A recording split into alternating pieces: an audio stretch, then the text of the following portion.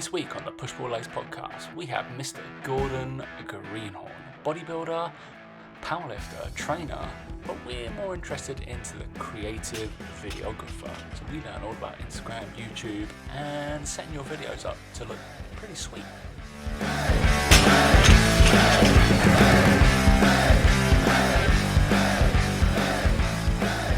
Right, 3, 2, 1. We got our first guest of the year, Daniel. Hey guys, welcome to the Push Pull Legs podcast with myself, Damik. And me, Tom Hall. What's going on, bud? I'm all good. I'm very pleased to introduce our first ever guest of 2021.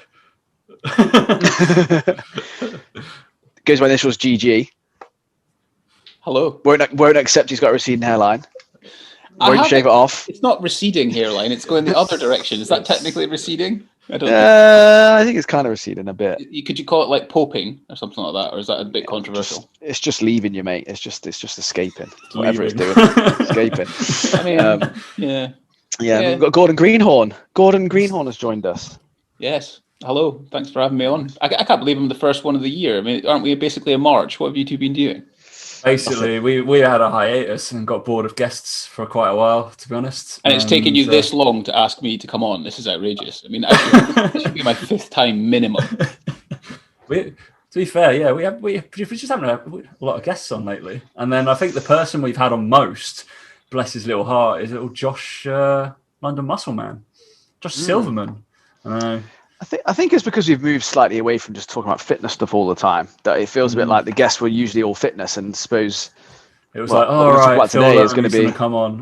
Martin McDonald's going to come on. Are you saying that I am not the sexiest fitness man you've ever had on this podcast? I mean, I wouldn't use those words, but sexiest creative maybe is probably accurate. Sexiest Scottish one? Definitely. No, definitely not. I don't think definitely not, actually. I mean, no, yeah, it's male Scott, maybe. Yeah, we'll give you that. A couple of perverts here. Mate. But you look very crispy, mate. That webcam's quite an improvement on a normal. If anybody wants to go over to YouTube channel, then GG is looking incredible. This is the. I mean, fortunately, I get to work with GG on a. I mean, at the moment, we'll be seeing each other at least 4 times a week. Jesus. And he gets to film me. I look that good, if not better, than on he's on the screen now. I think so, but we've only really done things that are kind of quite formal, haven't we? There's never been that chilled out. It's like, here's the camera, talk to the camera, say the words, say the words, and then sometimes does Tom need an auto cue? Everyone, regardless of how good they think, should have an auto cue. Yeah. Everyone. Yeah. Tom definitely needs one though.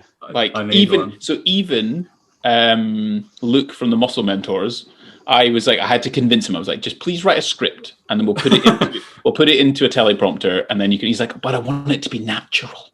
And I was like, yeah, it'll be natural, it'll be fine. We managed to bang out 4 videos in the space of about 2 hours, I think.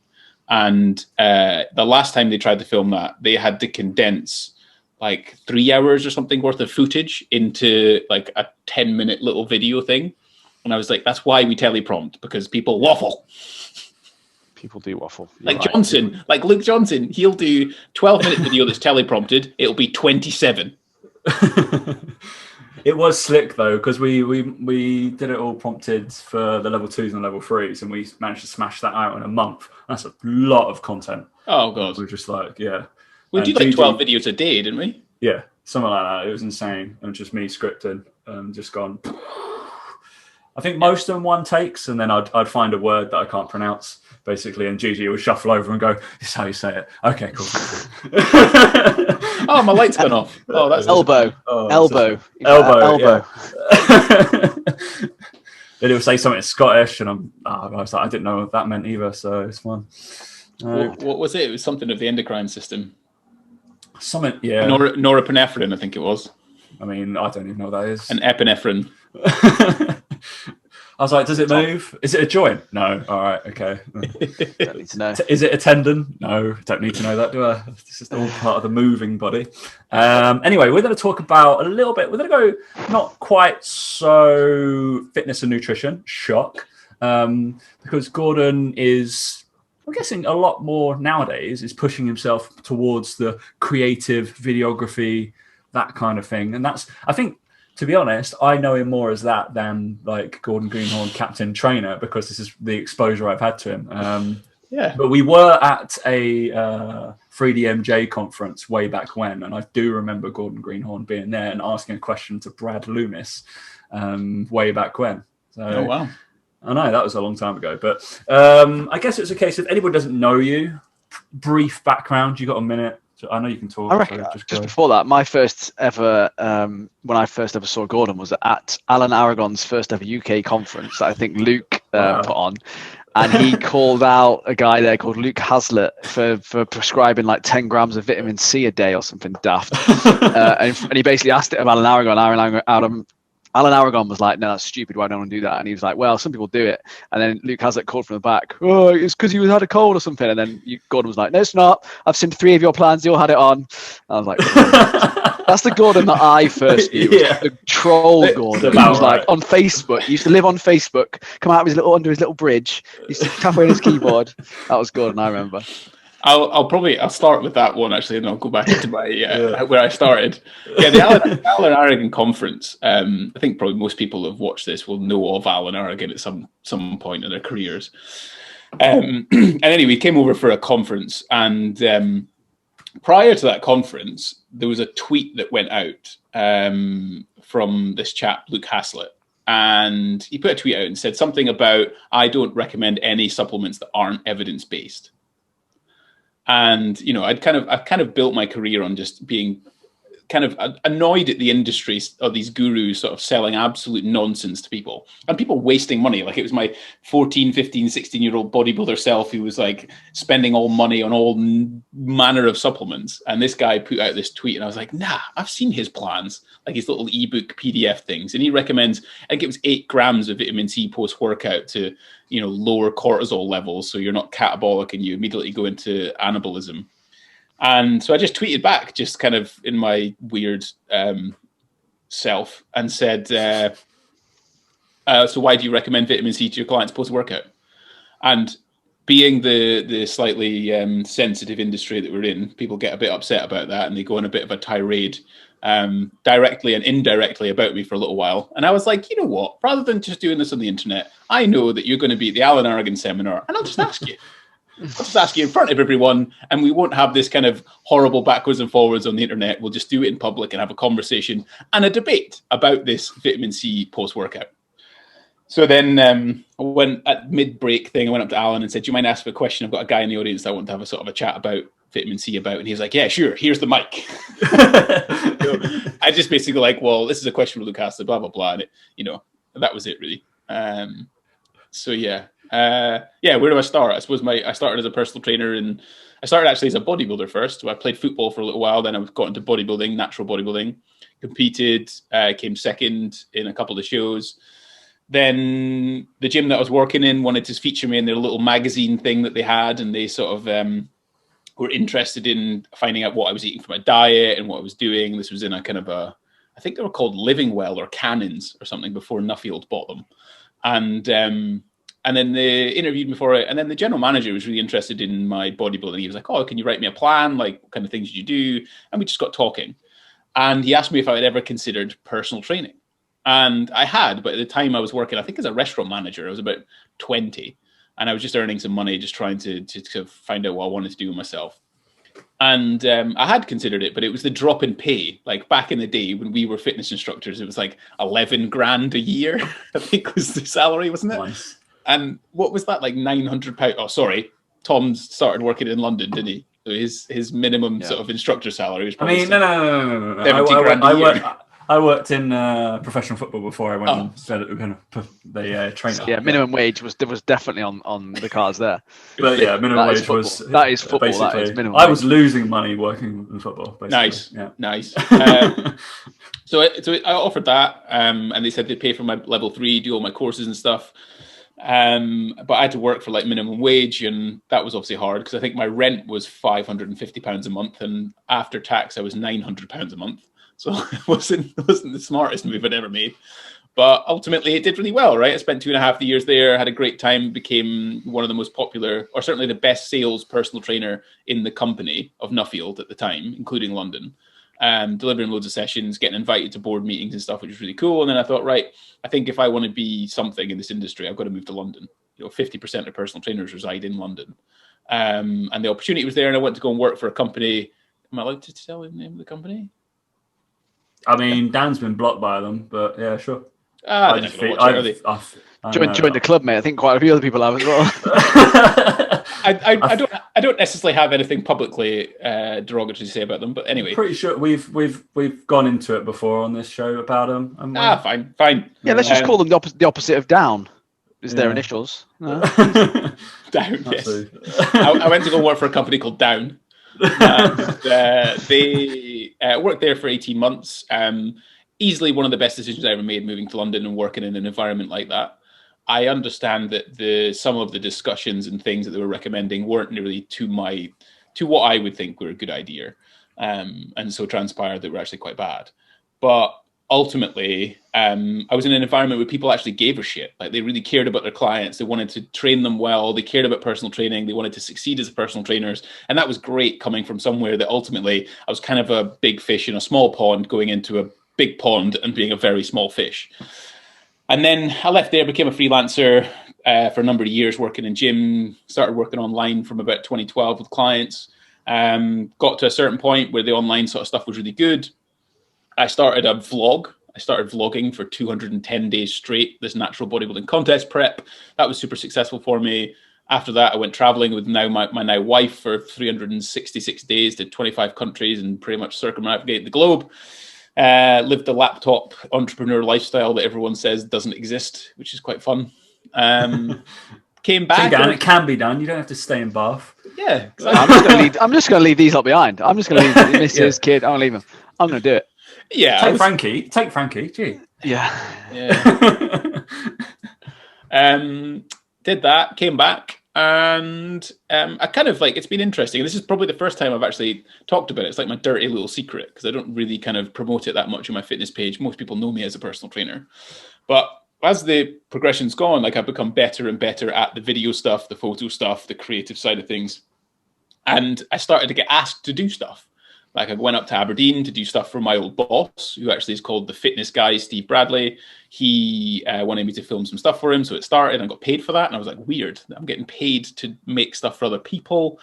Then I did a few other bits. And then one came up where Luke Johnson wanted to do something for actually De Novo, which was the IPF World Championships, so the Powerlifting World Championships, and sort of cover some sort of documentary sort of thing for YouTube. Part of it was my idea, but we did it. That hit 65,000 views on YouTube. Did really well for the company, which was great. And I really enjoyed making that documentary. It was absolutely fantastic. You can go and check it out on their YouTube channel. And then that sort of transpired that Luke wanted me to do more work for them. So then I started filming for the Personal Training Collective, doing all sorts of the education side, coming up with course stuff, just creative video content, photo content for them. And now it's kind of transpired into something that's actually earning or generating more revenue than any of my fitness business. So I work with the muscle mentors that some of you might be acquainted with. I do some of their currently doing some of their video content. TM Cycles, Thomas Maw doing his membership website stuff for his members. Joe Brightman as well. So again, sort of social media creative stuff. So I think that's it. Thanks my 10, 11 years in the industry in a nutshell. Yeah, basically what we thought we'd do on this show is, basically focus on that last year more than anything else. So we've had enough bodybuilders and powerlifters and I'm a seasoned competitive bodybuilder, won a couple of national titles and top 2. We don't not worry about that, mate. I just want to know not why you're so glisteningly wonderful on screen. I want to know what's the amazing camera that's doing it. Basically, that's what we're going to find out. That's what we know as well. It's all about the camera. It's not about the person holding it. It's just the camera. Exactly. The camera. Basically, all I've written into my notes is how much budget have you got? What do you recommend buying? That's it. That's it. That's all it is. Easy. I mean, that is the bit that I get. I actually talked about it today. So I was on another podcast today, funnily enough. You whore. I know. What a day I've had.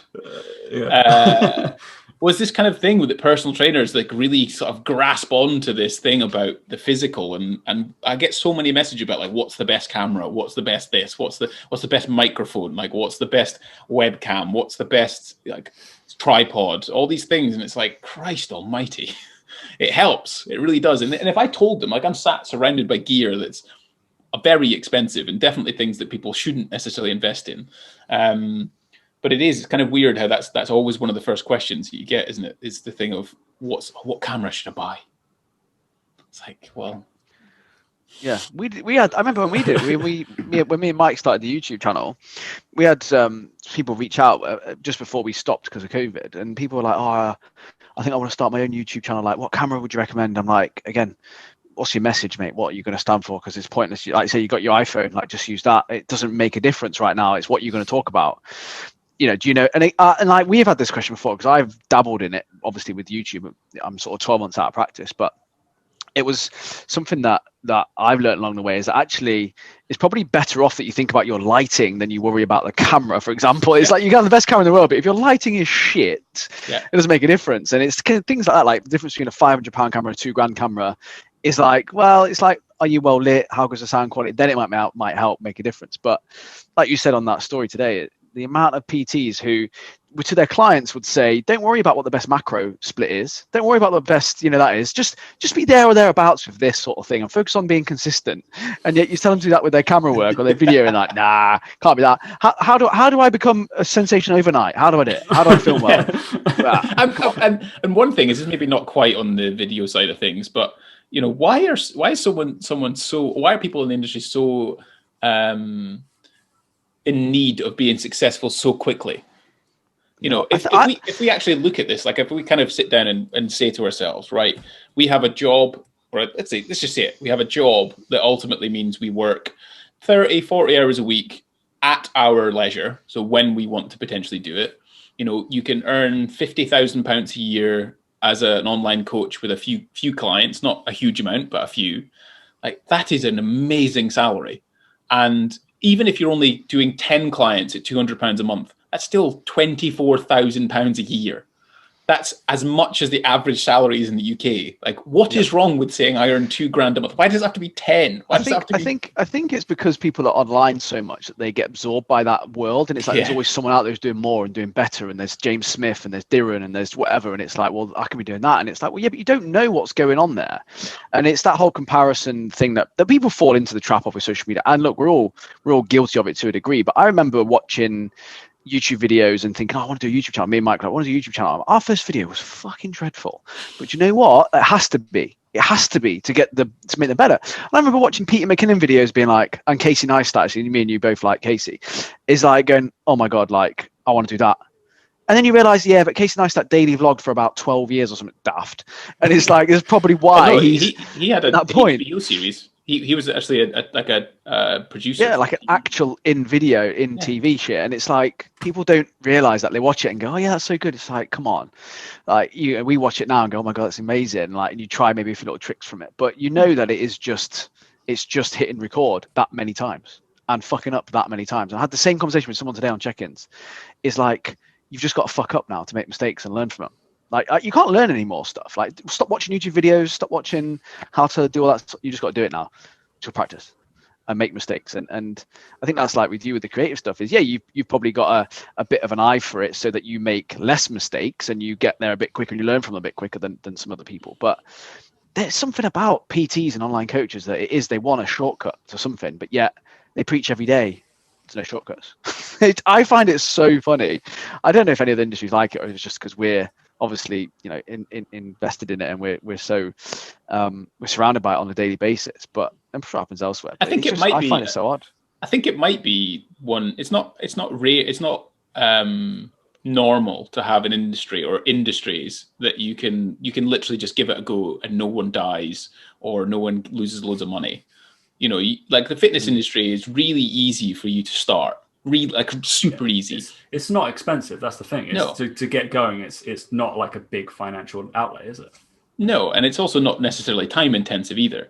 And it's the same thing with like creating content or becoming what would be described as a creative. Like you can go to media school and do all those kind of things, but again, taking a picture of someone, you're unlikely to kill them.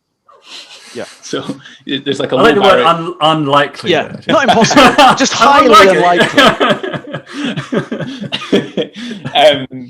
I was actually reading a funny article about something. It's not very funny because someone died, but this guy was on YouTube, funnily enough, and thought he tried to calculate that this book or something like that would stop a bullet.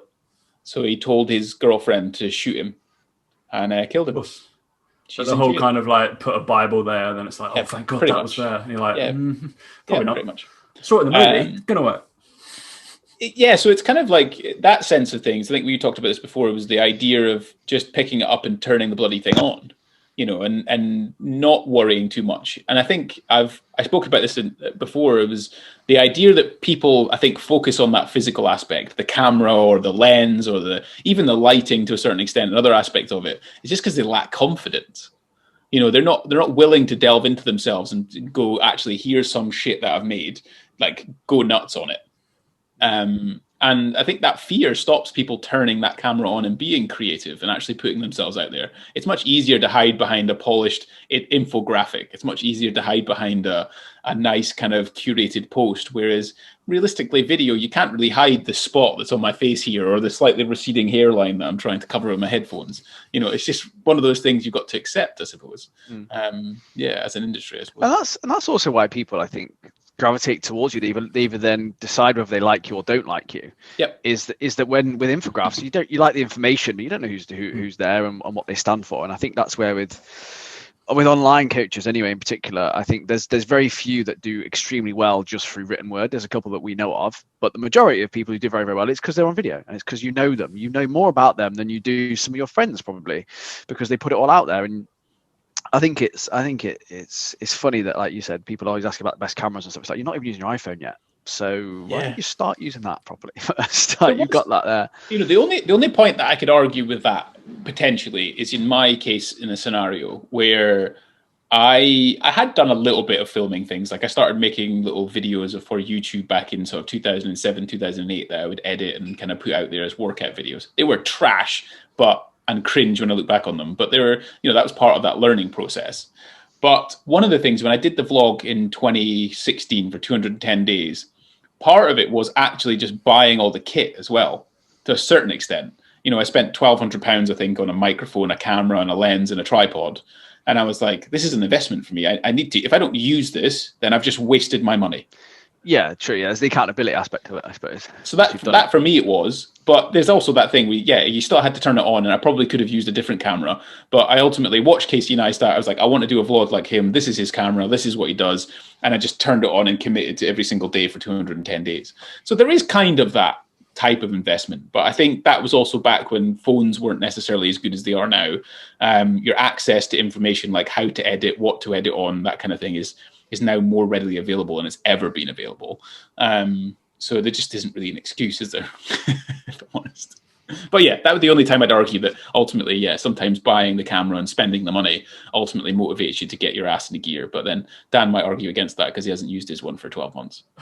Yeah. Well, it's been an interesting one actually, because obviously we've chatted a couple of times about it, but like we obviously with the YouTube, me and Mike do it together, so it's obviously been difficult to get that done. But then there's been times where I've gone, I could just film a video, maybe an IGTV, and I could edit it and I could do all this sort of stuff. But I find with creative stuff, I have to have headspace. I have to have time to think about this sort of stuff and think on my feet. And that's just the way I deal with it. I feel like my life is pretty boring. So even on stories at the moment, like I'm like, there's nothing going on. I'm just sat at my desk fucking all day. It's boring. No one wants to see me doing that.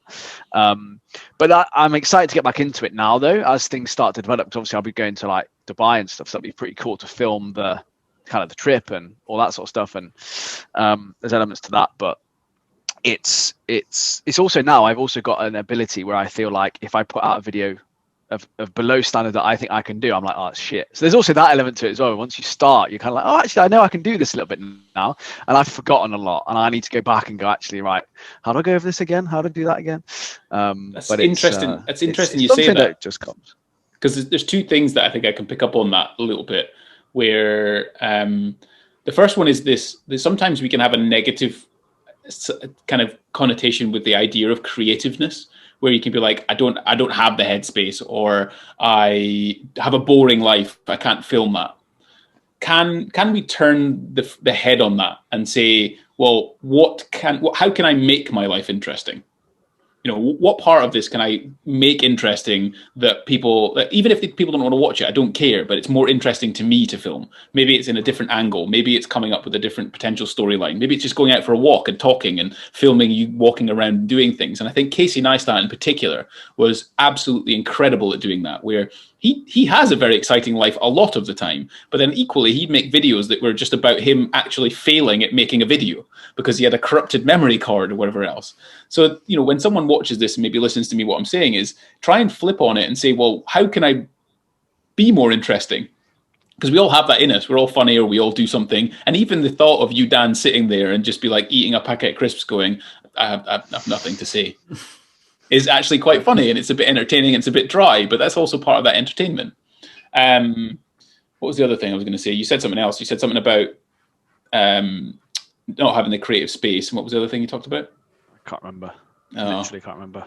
That's unfortunate. I'll go further on that point though, because I totally agree with Gigi. Probably since working with you, mate, is noticing. Obviously, you got the A roll and the B roll stuff, and you're like, just that one's not there, but it's happening, but it's going to catch everything that's. And he was just like, just there, so we get another view, and that's going to be. And then you look at the post edit. It's like just literally that shift from one camera to the other camera is just suddenly visually more exciting for something. Because obviously on this, we've only got one webcam. I mean, I'm sure Gigi's got about 6 kind of set up. So you can be like, wait a minute, I'm just just flips it around. Even like that, because I watch a lot of YouTube stuff.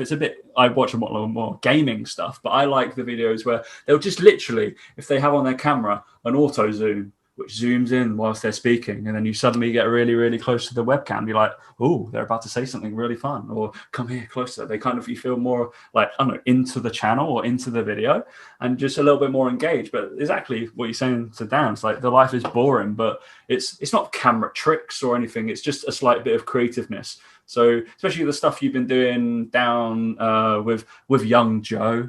For the PTC. Yes. And we're like, we've got to make this exciting as possible because Joe's on camera, and bless his little heart, he's our intern. We're doing a lot of stuff, and he will have a go at anything, and hats off to the lad. Like, he wants to get involved, all the stuff. And GG's like, we're going to do this transition with this camera, flick it around, and we've had a good response ever since we switched over as well. So starting using that, not camera trickery, it's the same fucking content.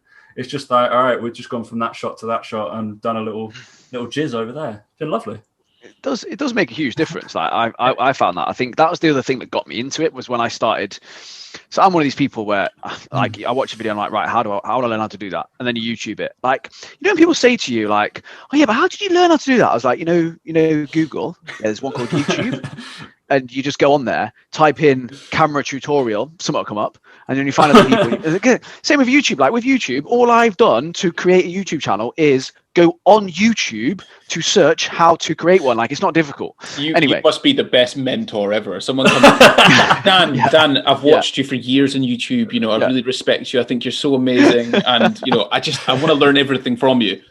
Yeah. Fucking YouTube it, you prick. YouTube it, mate. Come on. YouTube, how to be Dan Meek. But it's literally a case of, though, like, we're in a world where, like we talked about, you don't have to go to media school. You just have to have a desire to want to learn to do something. And if you have that desire enough, you will be able to go and do it. And I think part of the thing for me is I've made some excuses, I suppose, like, you know, the boring side of things and stuff, but it's also a busyness thing. Like, it takes time. I think that's the one thing that I really appreciate about video now, is when you see all these different angles and these different shots, and I'm like, he had to pick up his camera 8 times to walk from that place to that place and move change shot, move it, walk back, go back, have the bag in the same hand, and do all that sort of stuff. And that's the thing that when I started doing it, I was like, it doesn't matter how good you are a videographer, that still takes the same amount of time. Even if you do it in one take, there's still all those moves of the camera. Then you go, right, if I get 2 cameras, then it'll be just as good. And then you start going, hang on, I can do 16 shots now. And then you go crazy with it. And then you forget a transition, or you do it wrong. You're like, shit. And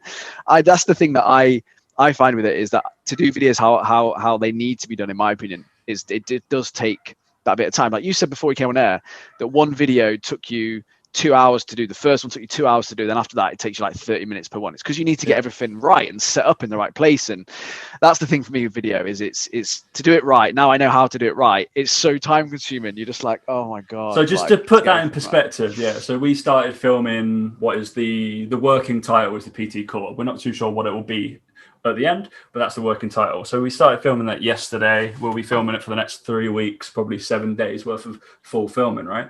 So to get in, we got in at about 9 o'clock, started setting up, getting everything there, and saying that the first thing took 2 hours. That finished article product thing, that's without the scripting, just the thing we were filming then, 5 minutes worth of film, probably, something like that. And that took 2 hours. So like in terms of GG's going there and basically laying out the options to me, to Luke, and being like, right, this angle we're looking at depth of shot. And it's like, here it's a little bit more interesting. You're going to be standing here, but we've got more interesting stuff happening and it's further away and it's nice and clean. If we go here, it looks a bit dull because you're kind of on the same kind of plane. It's not much depth. I like the depth thing. Talk to us about depth, GG.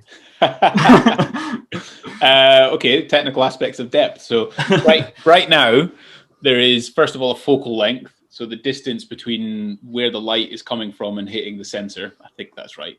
And you have their varying focal lengths. Usually a camera like on your phone is about 24 mil, give or take. The camera I'm shooting on now is 35 mil. So it's something reasonably similar to your eye. And then you can have up to like 50, 100, 200, 400, 600 mil. And they have varying focal ranges, which create things like blur in the background. And they also create depth in terms of compression. So the background might become closer to you. I don't know the scientific terms of why, but that's what happens. And then the second thing, the blurriness and that depth in there is based on something called aperture. So if you think of the iris of your eye opening and closing, this has got a really wide aperture. So it has a really wide amount of stuff, that a light that can come in, which ultimately creates this nice softness in the background. And it looks very natural because it's actually a light doing it rather than some software that's in your phone. There you go. Wonderful. And it just looks more. The other part of it. So you're talking about kind of subtleties in filmmaking that make you feel about certain ways. Yeah. You know, for example, this camera right now pointing at me, I'm talking to you, is angled slightly upwards. Now that angle slightly upwards is, if you look at the Sacre-Cœur in Paris, you have to walk all the way up to God, right? All the way up to the church. The same with any kind of mansions. You'll typically see steps up to the door. All of these kind of things cause you to sort of think about authority or some sort of purpose up there or some sort of God or something like that. So essentially, what I'm doing right now is subconsciously making you feel like I am God. Okay? By having the camera point up towards you don't have to make me feel that. Don't you worry. Look, what we get up to after this podcast is... It just happens anyway. So that's the kind of thing that you essentially do. So these subconscious aspects, and one of those, when we talk about this blurriness that's in the background, is also an isolation of a subject. And when you isolate the subject, they tend to become a bit more prominent within the scene. And when they're more prominent, you're more likely to either listen to them or think that they are a key character within the discussion of what's going on.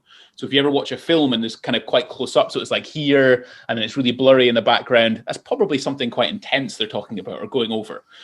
Or they're creating some sort of dominant position within the conversation. So you might see two people talking to each other, but the camera angles will be two different camera angles. One will be downward to make them look small and quite innocent, whereas the other one might be pointing upwards to make them look quite dominant. So that the positions at which you put your camera and things can be quite interesting. And anyway, I ranted on about something that's a bit boring.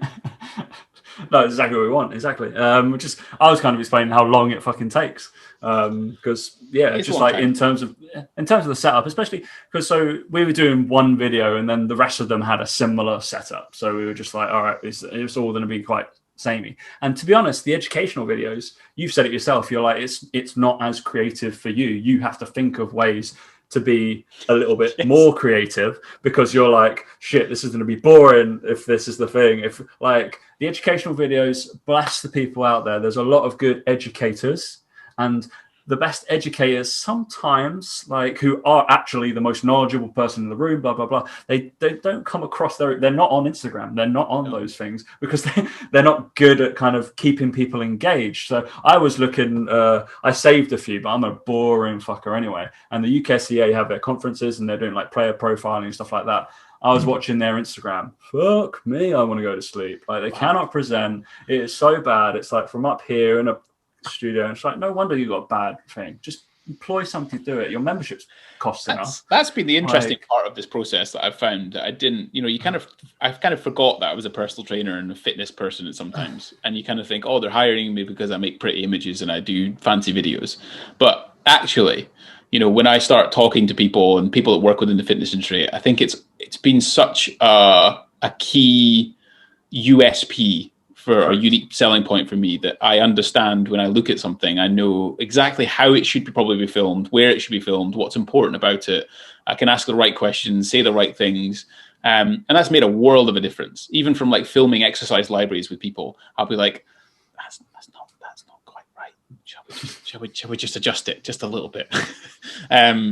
And that's been really super helpful. And then even creating angles that potentially help them understand like how the video, that sort of 1D image or 2D image they're essentially looking at, work better for them. So that's been a really cool part of the process. And then having suggestions as well. When they talk about certain business ideas they might come up with, I'll be like, you don't need a fancy transition video to sell personal training or online coaching. What you need is testimonials. Oh, right, yeah, cool, right, I'll get some testimonials. And then, that's kind of it. So that's been really good. I think that part of that is understanding the fitness bit. So that helps with the creative side of things from when I'm working with you in terms of these PTC videos. It means I can be a bit more flavorsome and I think make it a bit more interesting for me. Oh yeah, I think I'd already left if we had a videographer who didn't know about fitness. Oh my god!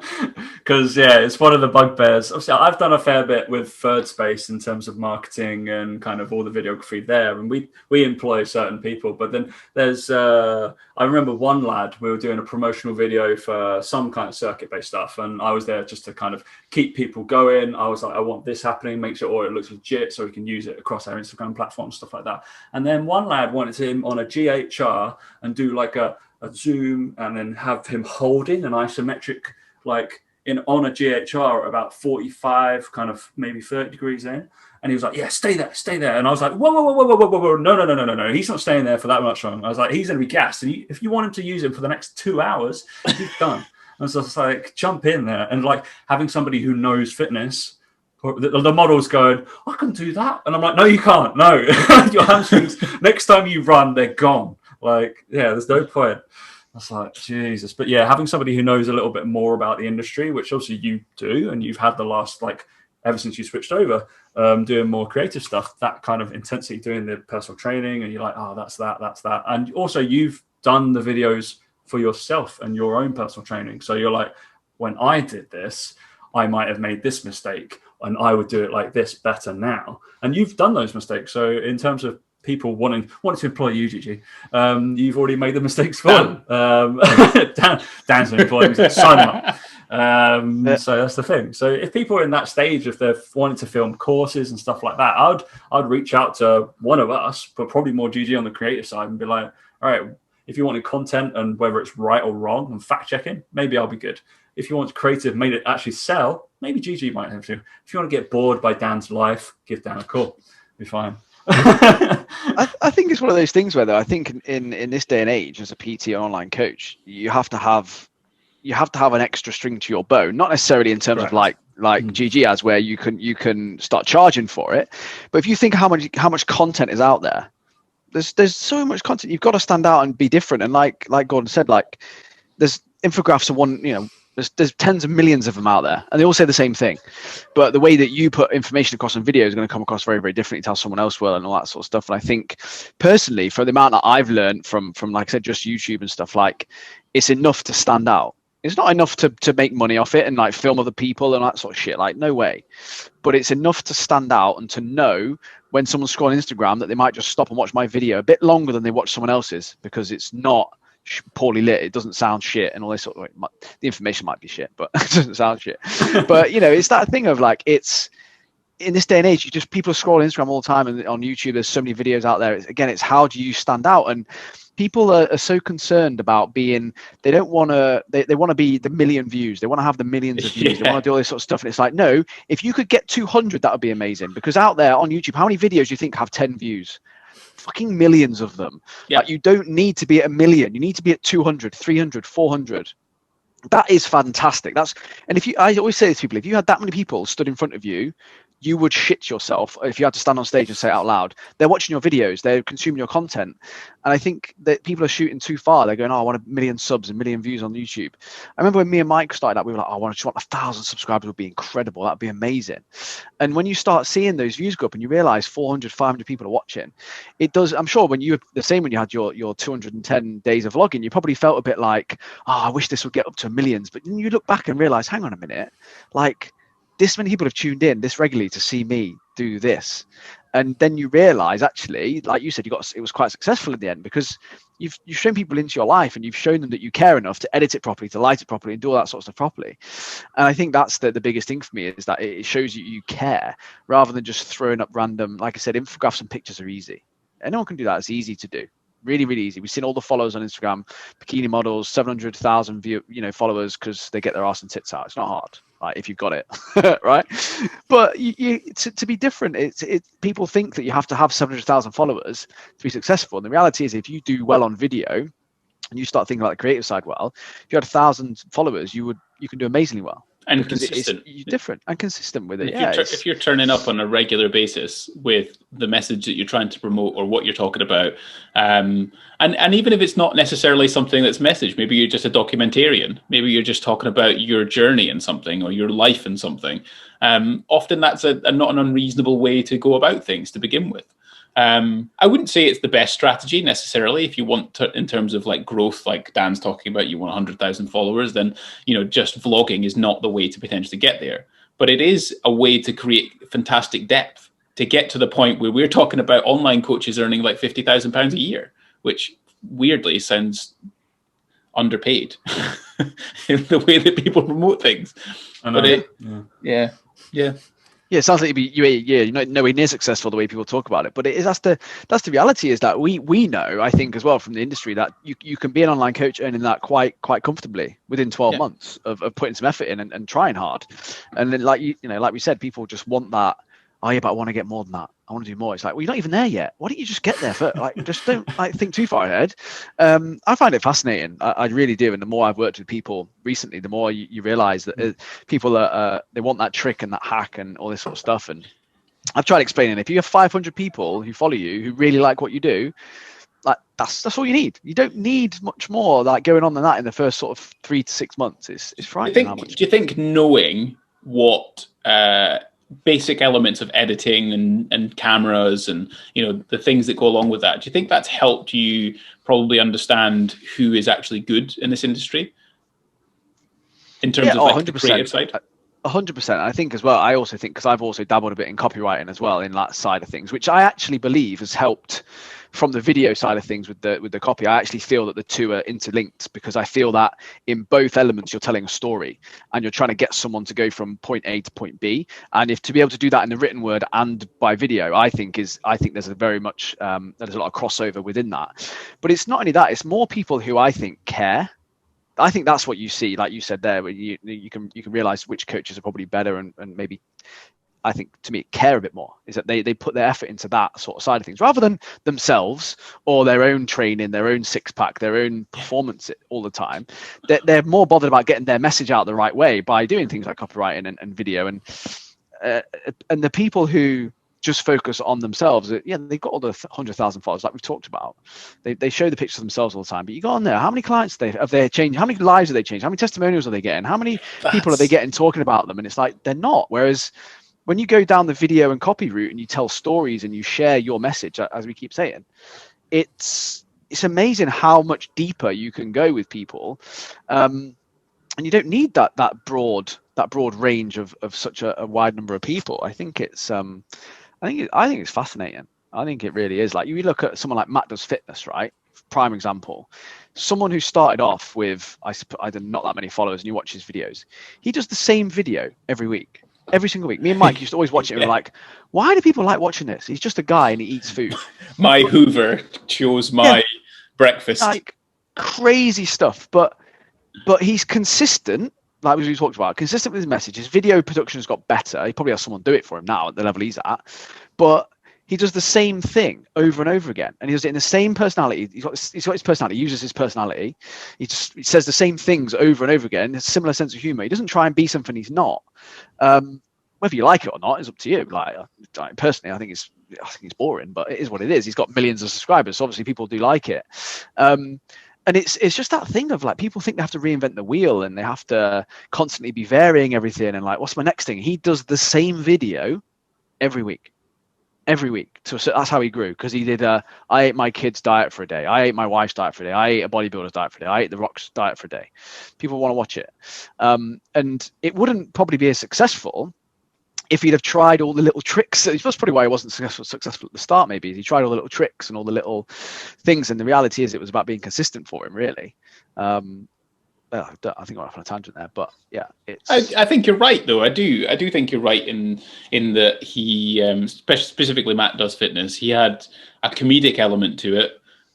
It was a highly searchable termed videos, so lots of eating challenges, and I did this training program and whatever else, and it done a lot for him. He's shredded, like he's absolutely shredded. Yeah, incredible genetics.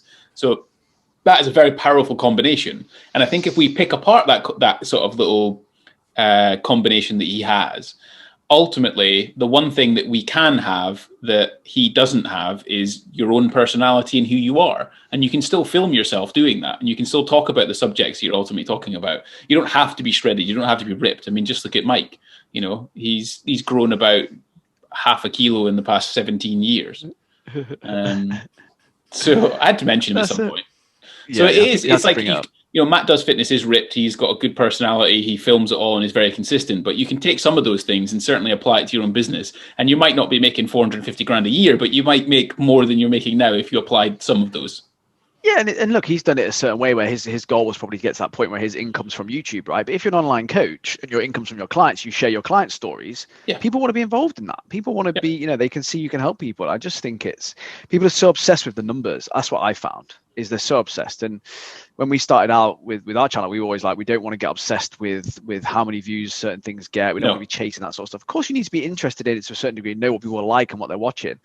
But it was just a case of we just wanted to be ourselves on camera. That was all we ever wanted to do. And anyone should ever be trying to be is just yourself and show that. And if you are boring, be boring. It's fine. Gordon's done it. He did it for 210 days and he did all right out of it. So did you find it easier having someone film you rather than what were the bits of, obviously the creative process we're going to get into, what were the things that Dan ultimately you experienced that were positive from hiring someone to do it for you?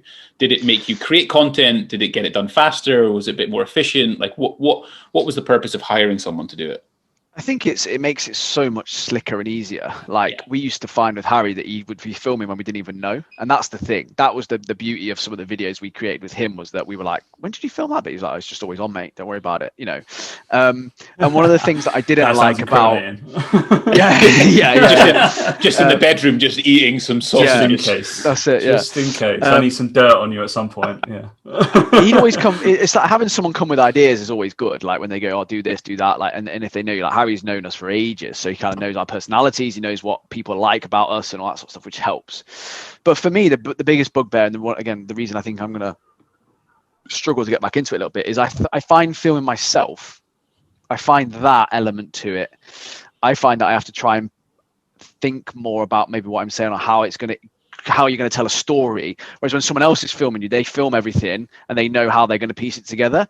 Whereas when you try and film yourself, it's like, right, where's this going to fit in? How's this B-roll going to move from here to this scene to this scene? And then you're not really in it. You're not really then speaking properly because you're thinking about how you're going to lead it on to the next bit of the story and stuff. Whereas when you've got someone there with you, they piece that together and they ask the leading questions and they do all that sort of stuff. So I think I don't know. We'll have to see when we bring back our own YouTube stuff, how we're going to play it. But I think a lot of people would just like to see what we do in a day, which again is fine for me just holding the camera. That's okay. You can put it down as a tripod on a tripod and you can kind of talk. But I think going forward, it will then need to become a bit more of actually, if you had someone who's almost a bit of a narrator behind it, asking questions. And that's when we get quite a lot of good, like the videos that I did where I filmed Mike pretending to be like the amateur bodybuilder, they're they're good because I'm almost asking the questions as if you're watching it going, why the fuck's he doing that? And I'm behind it speaking, and I'm then leading him on to where I want to lead him to. And that's the beauty of having someone behind the camera. Whereas when you do it yourself, you're having to think to yourself, oh, how am I going to think about and then he's chatting away, and then I'm like there, and I'm making sure I'm in shot. Am I in shot holding this here? Am I in, all those little things you have to worry about. And then you've got to make sure as well, when you flip the screen out, you don't look at the screen, look at the lens. But then you kind of every so often look at the screen and I'm not in it and shit. And things like that, That's really interesting, because the people that I'm filming at the moment for their membership sites or their YouTube videos, that's exactly how it's filmed, really, because I'm thinking of stuff because I've worked in the fitness industry. I'm thinking of like what their audience is potentially wanting to hear and say. So I'll just ask them a question and then just point the camera at them and then just talk. And they go through these things like, oh, I saw you did that in a particular way. Why did you do that? Go. Yeah. And most people can do that. Like if they're pretty good at talking about the subject that they're passionate about and understand, then ultimately it becomes pretty easy for them to do that. I can definitely see how that's helpful, because it is very challenging to film yourself sometimes. Yeah. And that's why I think some of the best videos we've had have been the ones where Mike's been spoofing and I've been behind it, because we've been able to do that. And I always think your vlogs are always going to get less sort of views and watch time and stuff, because they're just a bit more like, you have to like the people. Whereas with those sorts of videos, someone could share it to their mate, you could not know the people and find the content quite humorous. So there's always it's much like content on Instagram. You have to think about, well, you're not going to get loads and loads of likes on transformation because it's just not something that people are going to share, and it's not going to get big reach and things like that. And just on that as well, I think the other thing about that I really love with filming is that I would always do like as many takes as possible. I would always be there. Like we always usually do everything in kind of like one take, because it's just authentic. But then if we were to do filming like with the spoof stuff, I'd always get more than I needed and then be able to piece it together. And I think people with YouTube videos or even Instagram and content to a degree, they assume they have to get everything in one take, like that there's no editing software ever in the world. And I think sometimes when I've done my like IGTV videos that are maybe like 1.5, 2 minutes long, they're 8 minutes long. Like when I film it, it's 8 minutes of me going, what else am I going to say? Let me think about, I can say, and then you go again. And then the amount of times as well that I move the order around. So I'll say it all, and then there's something I said at the end will go at the start, and then the bit in the middle will go at the end or whatever. People don't think like that. They just assume they have to get it all in one go. Oh, I didn't get that bit right. I could do it all over again. No, just edit it in and out. Use a tripod. Just keep it still. That's what I do with Tom, isn't it, Tom? Or when I'm filming Luke, you'll be doing your teleprompter thing, and then you'll be like, oh, I fucked up that one. We need to start again. I'm like, no, just go again. Go. Yeah. Just do it. It's hilarious, isn't it? Because I think like there was one, I think it was yesterday, and I went and I went, fuck, and then just walked out. And then walked out. He was like, count to 3, and then I literally counted to 3, and he was like, in your head. We did it as well for our website videos. We got a bunch of videos done for our website, and we've got like the main intro video, which is like a bit about like what do we stand for, who we are, and stuff like that. And it finished. The bit of it video finished, and there was 30 seconds left, and I was like, what the hell, why is it left this bit in? And then it's just all the outtakes of us fucking up, because again, that's us as people, that's who we are. Like, it's funny. It's like people like that side of it. And he was like, this shows off your brand perfectly. This shows you, because it's just, you don't, it's serious, but also you have fun, and you fuck up. It's like, it's life. And I think it's understanding that with video as well, is getting your brand across and what you stand for can be very, very easy, because if we fuck up, we're going to swear, we're going to, for fuck's sake, whatever. You can put that in. You can put that in as an outtake. Whereas some people, like some of their outtakes, they just go, oh, bugger, or something like that. And to them, that would be funny. And to their audience, that would be funny. It's just getting your personality out there a little bit. And I think you can kind of make a very good polished video, but include elements of it that are quirky, and the outtakes and that side of thing, because it's human. People don't want this perfection kind of in modern world. It's like seen as a thing we're trying to attain that we can't get. So to see people who appear to be good at what they do also fuck up a little bit and things like that, I think it adds that element of, you can tell they're real people, and that side of it as well, which I think people are scared to do. People are scared to show their fuck ups online. I think it's just a good thing to do as well, because it's going to be a learning tool as well. You're going to start getting good at video, and then if you fuck up, it's going to get recorded anyway. So the chances are now you're forcing yourself to having to go and edit. Then you're going to rewatch it. You're going to rewatch what you've done. Then you realize, oh, maybe I did this. You go back to it, and then it becomes a bit of a learning tool as you go. So the fuck ups are like gold. And we know that. We're always like, if you learn from your mistakes. it's like Fail Army and all that sort of stuff. You know, like Fail Army videos. I would never watch someone skate across a lake if they just went across it. If they, tell you what, if they fell in halfway through, I'd watch it. Like, it's that whole thing of like, it's people need to remember that it adds that element of humor to people's days, and I just think people are so worried about being just get perfect. a Fail Army video and do everything they do, just do it perfectly. And then but there's walking across. Well, we're talking about skating on ice, and this is quite a good segue. I suppose I'm starting to ask you questions now, but there's a segue skating on ice in a sense where is there a balance? And have you ever felt like you've gone over that, or have you ever felt like it wasn't enough? In the sense of, was I too stupid and just dumb? And just coming across like a lad, like James Smith, for example, does come across like that on camera. And I've had clients that come to me and work with me because they feel like he's like that. So is there a point, either of you, do you think there's a point at which you're just a lad being a prick, or are you human? I don't know. I don't know, because I think he's genuinely being himself, and he wouldn't want to work with. He's just a prick. we had him on the show, didn't we? It was quite. We've funny. had him on the show, like I just think during the show to answer the door, and I think it's just one of those things where, at least, I think it's one of those things where if you stand by your values and what you believe to be true, I think it's fine, and I genuinely think he does, from what I can tell. But I've started following a few people recently.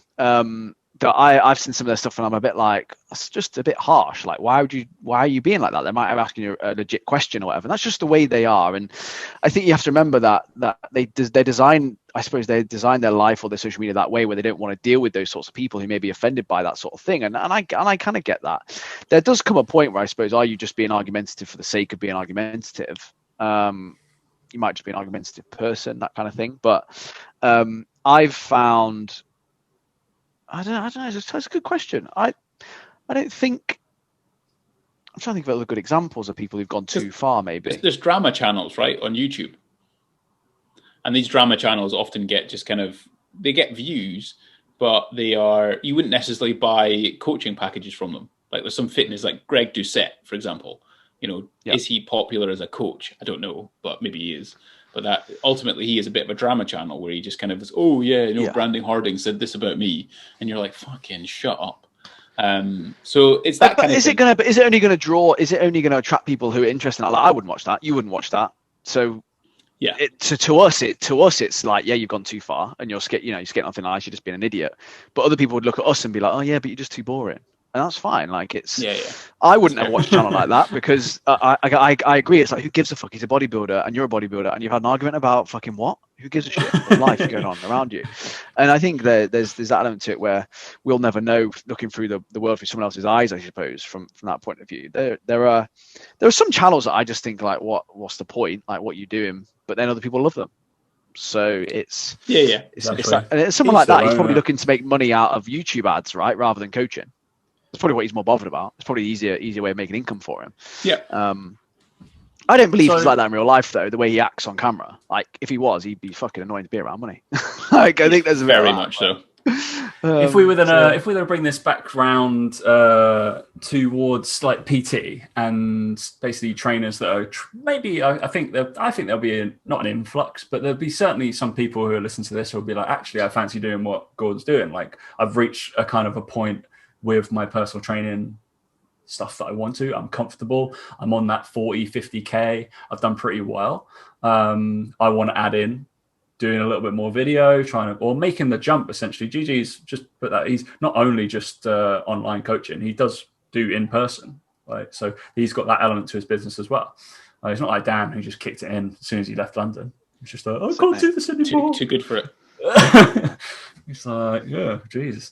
But is there anything? So if people love top tips and threes, whatever. So if there were going to be top tips, 3 to 5, GG, what would you say to get going in that creative style of your business? So in terms of, they're doing a little bit PT, they want to do more on video, they want to get a little bit better, basically.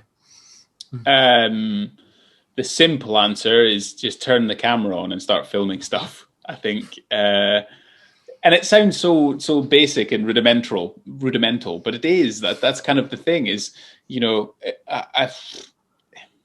if you're going to have a date night with your wife and you want to do a really good cake or a steak or something for dinner, you'd either practice it or you'd try it or you'd do it repeatedly to be able to get better at it. The same as if you were going to the gym, like the first time you went to the gym and lifted a dumbbell. The first time you went on a treadmill, do you remember that? You know, it's like you're Bambi on ice. You don't have a clue what's going on. But then after a long time and you get practice, you get much better at it. So it's the same thing with wanting to get into, say, like the creative aspect of videos, understanding Photoshop, understanding Lightroom, the Adobe Suite, After Effects.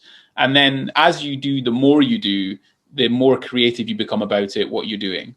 But let's say that you are that person and you're like, right, I want to really get into this. I'm going to start doing something. Start making your own stuff. Start documenting your own life. Create loads of videos around your life. Film your family. Film your kids. Film whatever, your dog. Like film everything.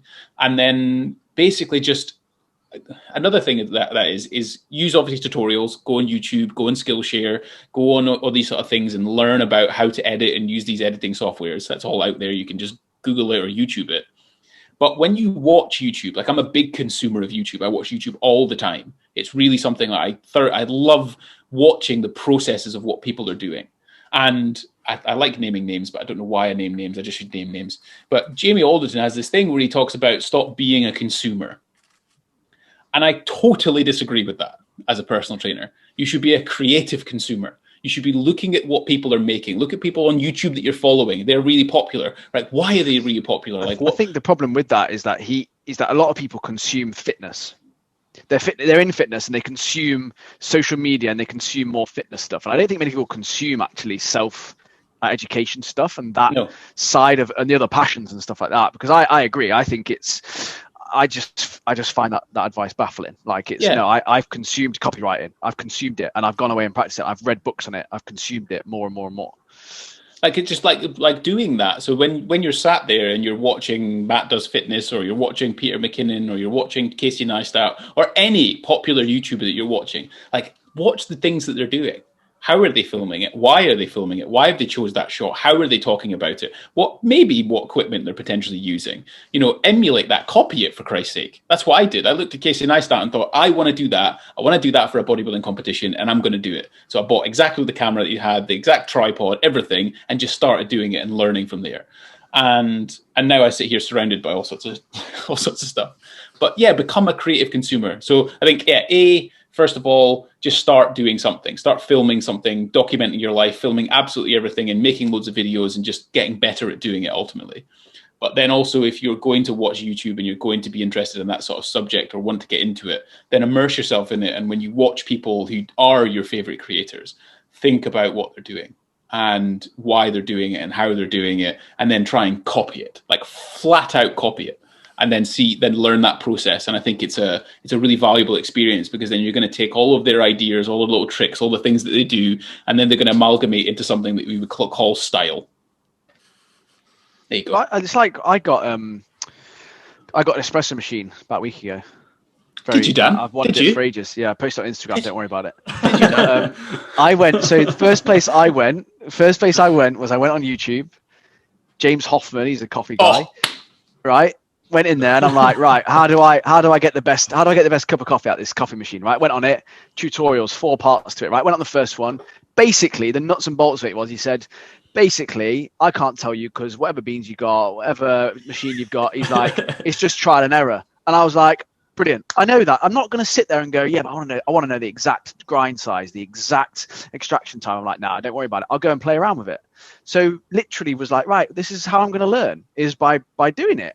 And he literally on the video was like, yeah, you're only going to know once you start tasting the coffee, how it looks coming out of there. Is it too watery? Is it too much like treacle and all this sort of stuff, right? And I'm like, it's a prime example of amount of PTs who would have gone in and go, nah, I need to find the exact setting. I need to go on it. And they'd like, just get in there and do it. And week in now, I'm like, actually, I've kind of cracked it for the machine and the beans I've got. I'm all right for now. until I get another set of beans, and I'm like, shit, I've got to That's interesting. When you look at this, so I look at the creative videography fitness field, and I kind of follow. I have, by the way, if you want to follow me, I'm Greenhorn Creative. That's a good thing on Instagram. So I follow a number of them that are out there on sort of social media that do kind of this fitness thing that I'm embarking on potentially. And it really surprises me how many of them have barely any videos of themselves being filmed. None of them, like if you were a hairdresser or you wanted to become a barber, why wouldn't you just go into a barber shop and be like, can you teach me how to become a barber? Or like start cutting your friend's hair, or maybe even start cutting your own hair a little bit. Or if you're a tattoo artist, you'd start tattooing on yourself a little bit, wouldn't you? Like those are the kind of things you try and try. And with videography and photography, you'd take pictures of yourself, or you'd film yourself and make videos out of yourself and do all those kind of things. Because I see a lot of technical issues with some of them, because they haven't made enough videos to really understand some of the intricacies of what they're doing and why they're potentially doing it wrong. I don't know where I went with that, but essentially, yeah. I think, but like I said, it's just that whole thing of like people just, as soon as I heard that, I just realized it was just going to be trial and error, and I was just like, what's the point in wasting more time watching videos? I'll just go practice for a bit. Once I come up to a problem that I don't know how to solve, or then I'll go back on. And I think that's the whole problem with it, is people want to, like you said, know the perfect stuff without just trying it and just practicing. And it's the same with anything. These people that tell their clients all the time, like, oh yeah, you just got to, keep trying. It's fine. Just get a little bit better each day. Like it's the same thing. And it's that's the thing I think people just need to get their head around with video. It seems scary, and it seems scary. Of course it does, but it's just trying. Just try, it's do it, and just immerse yourself in it. I think and COVID was a perfect time. Just do it now. It's fine. I think as well, people are so scared of getting like a negative comment as well. Like they're so scared of like the old Gordon Greenhorn troll coming out and being like, doing it. But the reality is that if people don't like it, they'll just unfollow you. They won't tell you. They'll just unfollow you or whatever. And that's fine. It's the whole Gordon Ramsay, like the whole kitchen nightmares. It's like people just vote with their feet. They just don't come back. Like, yeah, I just think it's like few people who actually voice it and actually say you're a prick. I don't like you. It's very few in between. You guys know Mike, right? The amount of negative comments we've ever had has been minimal, like genuinely minimal. Some of the videos we put out, we've been like, ooh. You might get the odd thumbs down on a YouTube video, but you never get anyone really comment or like be horrible. It's just like, I just find it odd that people are so scared to put themselves out there. I'm going to go on them now. So. I did have a negative comment recently on one of my YouTube videos. So 3 of my recent YouTube videos have been over 10,000 views, and one of them is well over 40,000. And I did have one guy comment on and going, something about something. This guy says this is a shake diet, but he had 2 shakes and a meal. That doesn't make it a shake diet. And he was kind of going on about it, but this is just me talking about how fun it was. My comments, people can go and see it. But essentially, I said, well, milk is 80% water, but it still call it milk.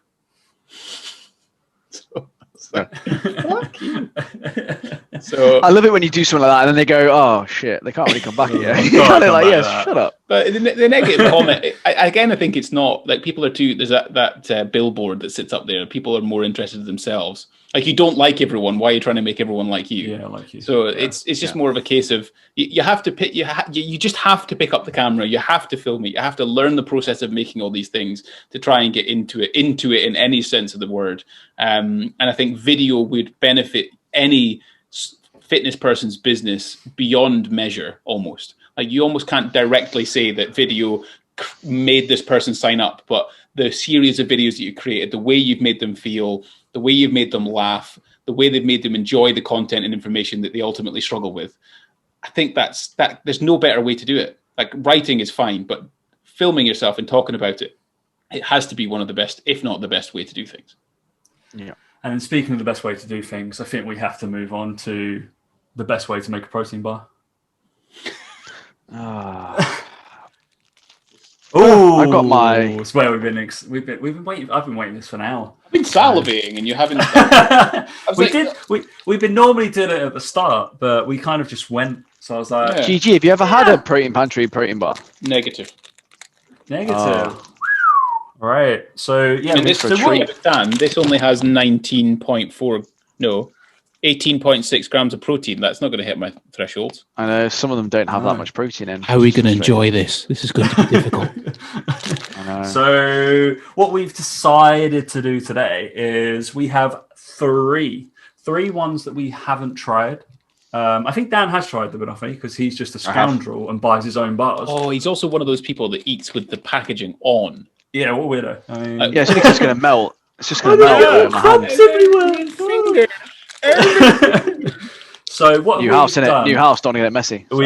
We've divided three. We're each in Look at how well. New house. Still can't put the stairs on the right side of the bed now. Oh yeah, they are. Don't worry about that. Good man. Sorted. Fixed it. Good. All right. Well, Gigi's gone straight in. Jesus Christ. All right. We're going to go each. All right. I thought you were licking your lips. I thought you'd already gone. So we'll go around the horn, around the greenhorn. We'll put that through in. Oh. So Gordon, do you want to go first? Explain what you've got, and then we can talk about macros and etc. I have a birthday cake protein bar, white chocolate protein bar with layers of baked cake, fruit spread, and pink frosting. Ingredients are whey protein concentrate. Jesus Christ, get to the macros. Do I eat it now? You could just tell me what protein, fat, and carbs are in it, and fiber. Oh, right. Because Luke moaned about that. 282 calories. Nice. 14.6 grams of fat. 19.4 grams of carbs. 9.1 grams of fiber. 18.6 grams of protein. Nice. Eat away, my friend. Now you can give us a verdict. I mean, yeah, whatever. Dan, do you want to say what you've got? I'm guessing. I've got banoffee. Banoffee is white chocolate protein bar with biscuit, caramel, and banana flavored filling. Nice. And then I have a chocolate brookie, I believe. So protein bar is, we've got milk chocolate protein bar with baked brownie and chocolate cookie pieces. So we got 275 calories, 9.4 grams of fat, 17.3 grams of carbs, 21 grams of fiber, and 19.7 grams of proteins. So it's an interesting part of the show where we're all going to be eating at the same time, and it's classic for an audio podcast. No, so it's just quite thick. they are all quite thick as bars go. If they lengthen them out, it would be normal kind of bar length, right? I think if they just spread it. You said that before, haven't you? Always. Only to Dan. Post show. Jeez. So I'm going to take a bite of this. What were we thinking? The banoffee is GD, or it's that like fake banana protein taste, which isn't the worst.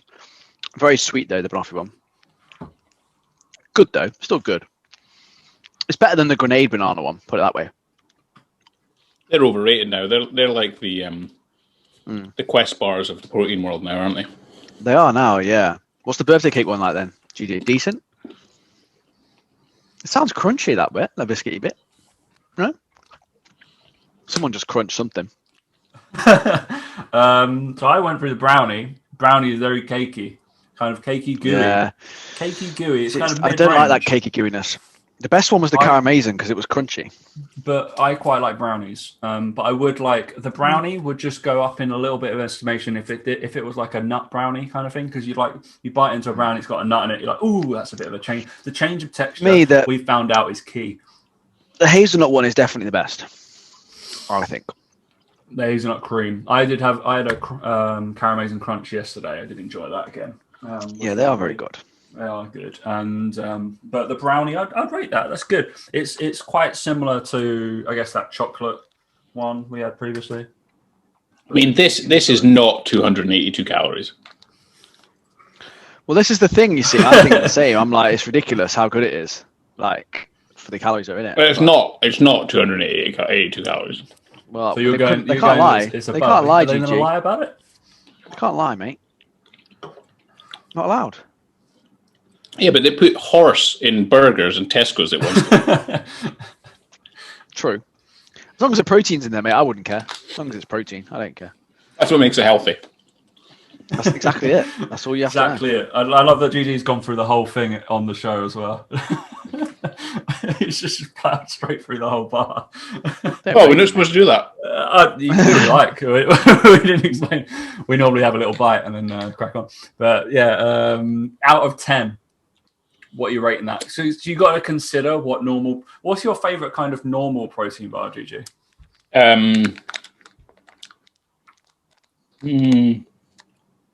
Like Battle Bites, good.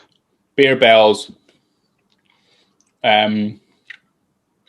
My favorite ones of all time are Cliff Builder bars. Okay, yeah. Right, they're the best. Good. They are very but they are 300 calories, so they should be good. Yeah. So I'd say like this is on par with the Builder bar, in my opinion. I think very good. Since going to Protein Pantry, and I'm going to try the birthday cake one. I think tomorrow. Excellent. And then just like. I'm very skeptical of this being 280 calories. They're in like a league of their own in terms of taste. Because I've tracked calories to within an inch of my life for probably half of it, and I can taste calories. Yeah, yeah, that's the thing, isn't it? You can't actually taste the calories that they're claiming not to be in there. When you eat a Bear Bell, you know it's about 200 calories. You know, it doesn't quite have that kind of viscosity within the mouth that makes it taste kind of, you know, decadent. But this tastes decadent. That's the thing. We always say like you quite happy. That's your like coffee and snack, isn't it? It's like very good. It's excellent. It's one of the best protein bars I've ever eaten. Yeah, I can safely say that.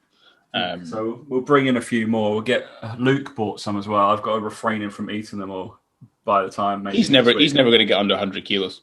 I'd put a small bet on that. He'll be. Maybe we'll do a show with Luke. We'll allow him on once he reaches under 100 kilos. I mean, that's not really a motivation, though, is it? Yeah, I was about to say, yeah. That's great. That's a reason. That's a reason for him not to diet. Yeah, maybe like Perfect. Have we got any other business, Daniel, as we start to bring this little? No, not from me. Just thanks to Gordon for coming on. Obviously, you know, I know he's a busy man. He's got lots of videos to edit and you know all that sort of stuff. But he's here. I mean, he's going to have a hell of a lot more after another 3 weeks. So. Yeah. Just wait until I get on his case as well. Do you know what I mean? Like, more yeah, I know. Hey, you know there's part of this. You know, we talk about like being honest and just being yourself and not worrying about the numbers and that kind of thing. And it's the same. It's the same with this video stuff where I still have to kind of pinch myself. Where I think people want to pay me to make videos for them. Not that I'm not good enough, and not that I'm very good at what I do and I understand it all. But it's still that really honest idea of like that's amazing. It's amazing that people want to pay me money to help them make videos, and I think that attitude as well. I think if you have that forever, you'll always be fine. I genuinely believe that I'm the same with everything I do. I'm still like I cannot believe this. Like it's crazy. And I think if you've got that attitude, I think you'll always be fine. It's because you care. I think it's because you care. I think that's the reality of it. And it's the bit of the industry where I think there's a lot of people that are really good personal trainers, like really good personal trainers. I've named names again, but I'm going to use like Greg Slater as an example of this. He is, I think, one of the best personal trainers in the UK on all fronts. Like he's a good looking boy, works out, got a good physique, smart, intelligent, knows the industry very well. But I'm not sure he promotes himself as well as he could. You know, he could be making really good videos, really good courses, and they could be selling everywhere.